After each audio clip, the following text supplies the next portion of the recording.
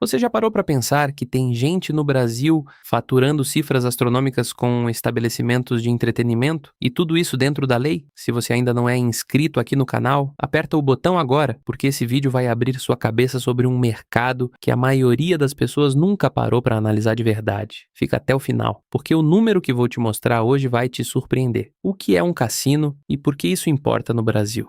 Antes de falar em número, a gente precisa entender o cenário. O Brasil é um dos países com o maior potencial para o mercado de entretenimento pago do mundo. População enorme, cultura festiva e uma demanda reprimida há décadas. Durante anos, casas de entretenimento desse tipo operaram numa espécie de limbo legal, num vai e vem de debates no Congresso que nunca terminava. Mas o jogo mudou, literalmente. Em dezembro de 2023, o governo federal regulamentou as chamadas apostas de cota fixa, abrindo as portas para uma indústria que já movimenta bilhões de reais por ano e que segue em expansão acelerada. Mas quando a gente fala em dono de cassino, precisamos separar bem o que isso significa no contexto brasileiro atual, porque não é um único modelo. Existe o empresário, que opera uma plataforma digital de apostas esportivas, o dono de um complexo de resort integrado, que é o modelo físico tradicional, como os que existem em Las Vegas ou Macau. E ainda tem quem opere as chamadas casas de bingo, que tem uma história própria e bem particular no Brasil. Cada um desses formatos tem uma estrutura financeira completamente diferente. E é sobre isso que a gente vai destrinchar agora. Como o dono de cassino ganha dinheiro de verdade.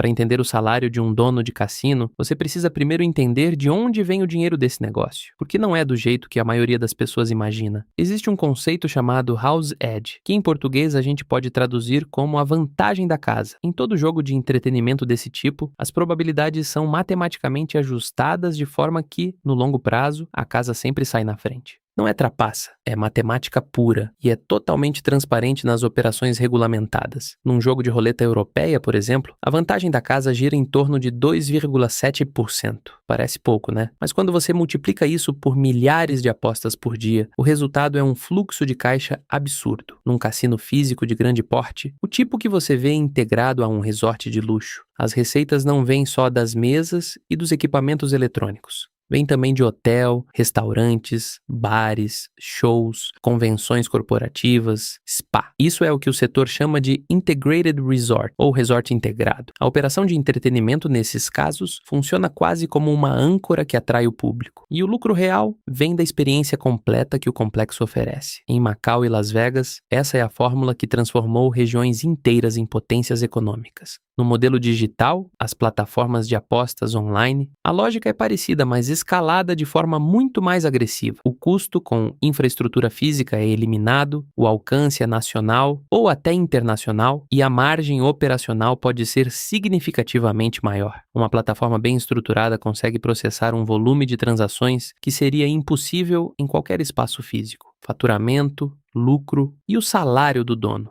Agora sim, vamos ao que interessa. Quanto um dono de cassino efetivamente embolsa? Primeiro, é importante entender que o conceito de salário para um empresário desse porte é bem diferente do que a gente entende no sentido tradicional. Quando você é empregado, recebe um salário fixo todo mês. Quando você é dono de um negócio, sua remuneração pode vir de várias formas. Pro labore, que é o equivalente ao salário do sócio, distribuição de lucros, dividendos, valorização das cotas da empresa e até bônus atrelados a resultados. Em muitos casos, donos de grandes operações preferem se remunerar principalmente via distribuição de lucros, porque no Brasil isso tem tratamento tributário mais favorável do que o pro labore. Dito isso, vamos a estimativas reais. Um cassino de médio porte nos moldes do que opera em países vizinhos, com algumas centenas de equipamentos eletrônicos e mesas, pode faturar entre 5 milhões e 30 milhões de reais por mês, dependendo do fluxo de clientes, localização e estrutura. A margem líquida de uma operação bem gerida costuma ficar entre 15% e 30% do faturamento, o que no cenário mais conservador já coloca o lucro mensal na casa dos 750 mil reais a 9 milhões de reais por mês. Quando a gente fala de grandes complexos internacionais, esses números explodem. O Venetian Macau, por exemplo, registrou receitas de jogos superiores a 2 bilhões de reais em um único trimestre em seus anos de pico. Mesmo que você pegue uma fração pequeníssima disso, como o lucro dos sócios, a gente está falando de centenas de milhões de dólares por ano para os donos. Mas voltando ao Brasil e ao que é mais concreto para a gente, as plataformas de apostas esportivas regulamentadas que operam no país hoje têm um mercado que, segundo projeções do próprio governo federal, quando da regulamentação, pode gerar 15 bilhões de réis em arrecadação de impostos por ano. Isso dá uma ideia do tamanho do bolo total. Se o governo arrecada 15 bilhões, imagina quanto é o faturamento bruto do setor como um todo. Empresas como Bet365, Sporting Bet e dezenas de outras plataformas que solicitaram licença de operação no Brasil têm valuations, ou seja, valor de mercado estimado, na casa das centenas de bilhões de reais. Os fundadores e principais acionistas dessas empresas são bilionários, não milionários, bilionários. O perfil do dono. Quem são essas pessoas?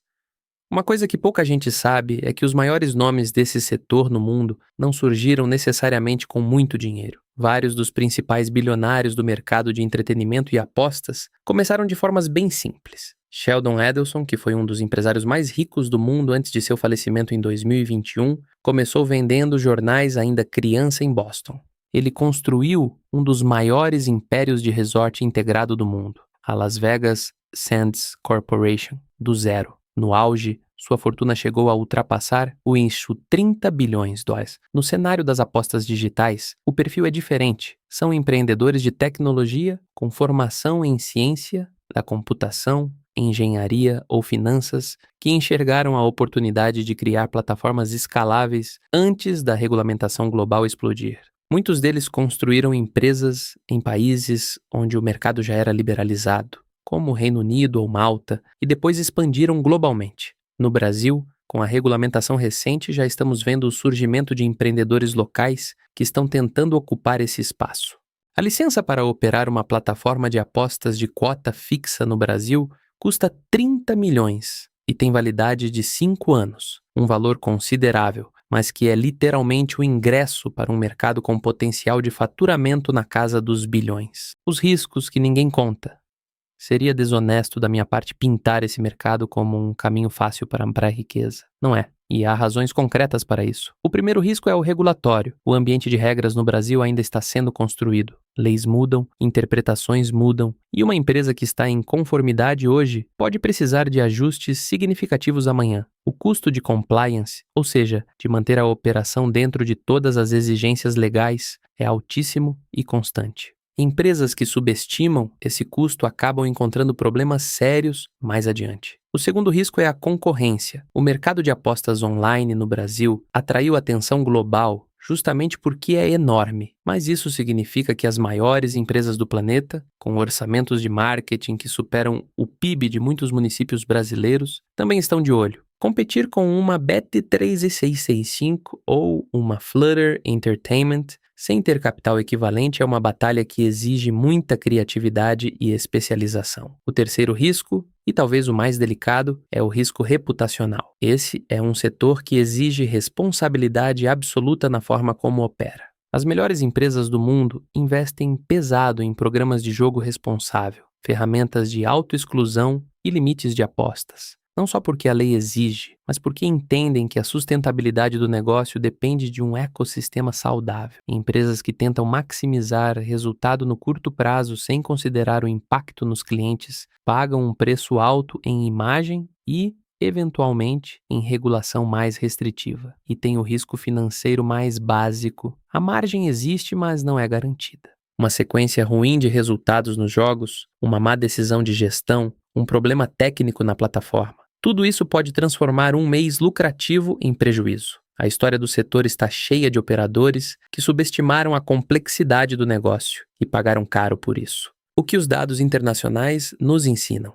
Para ter uma referência mais concreta, vale olhar para o que aconteceu em mercados que já passaram pela abertura que o Brasil está vivendo agora. O Reino Unido liberalizou o mercado de apostas em 2005 com o Gambling Act. Nos anos seguintes, o setor explodiu e, junto com ele, surgiram fortunas imensuráveis. A Flutter Entertainment, empresa britano-irlandesa, dona de marcas como PokerStars, Paddy Power e FanDuel, tem hoje um valor de mercado superior aos 40 bilhões de reais. Os fundadores e principais acionistas dessa empresa construíram patrimônios bilionários em menos de 2 décadas. A Austrália tem um dos mercados de apostas per capita mais ativos do mundo, e os grandes operadores locais, como o grupo Tabcorp, faturam bilhões de dólares australianos por ano. Os executivos e donos dessas empresas figuram consistentemente entre os mais ricos do país. Em Macau, a história é ainda mais dramática. Antes da abertura do setor para investidores privados internacionais em 2001,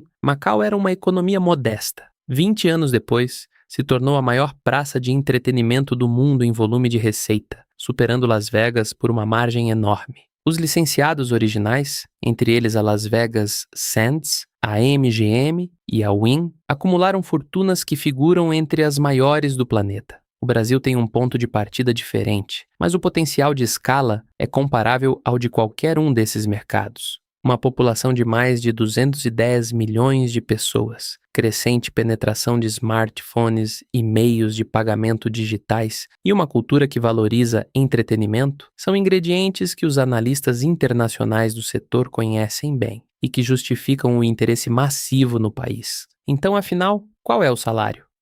Depois de tudo isso, você merece uma resposta direta. Então vamos lá. Um dono de uma plataforma de apostas de pequeno a médio porte, bem operada no Brasil, pode retirar entre 500 mil e 5 milhões de reais por mês entre prolabore e distribuição de lucros, dependendo da fase do negócio, do volume de clientes e da eficiência operacional. Nos primeiros anos, muito desse lucro tende a ser reinvestido no crescimento da empresa, então a retirada efetiva pode ser menor. Um operador de grande porte, com licença consolidada, base de clientes robusta e operação eficiente, pode ter uma remuneração anual na casa de dezenas a centenas de milhões de reais. Quando a empresa abre capital ou é vendida, esse número pode saltar para bilhões de uma só vez. No modelo de resort integrado físico, que ainda não é uma realidade no Brasil, mas que pode se tornar em breve, dependendo do avanço da legislação, os números são ainda maiores. Os donos dos grandes complexos internacionais têm patrimônios que os colocam entre as pessoas mais ricas do planeta. Mas aqui tem um ponto que precisa ser dito com clareza. Esse dinheiro não cai do céu. Por trás de qualquer um desses números, há anos de construção de negócio, capital de risco investido,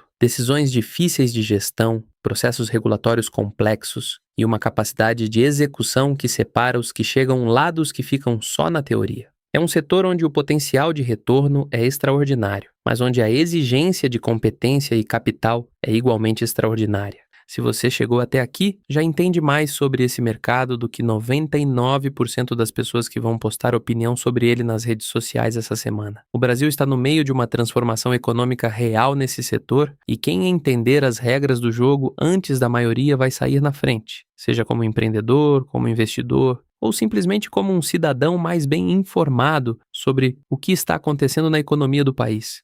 Se você quer continuar acompanhando esse tipo de análise, se inscreve no canal e ativa o sininho, porque os próximos vídeos vão mergulhar fundo em outros mercados que a mídia tradicional raramente cobre com esse nível de detalhe. Até o próximo.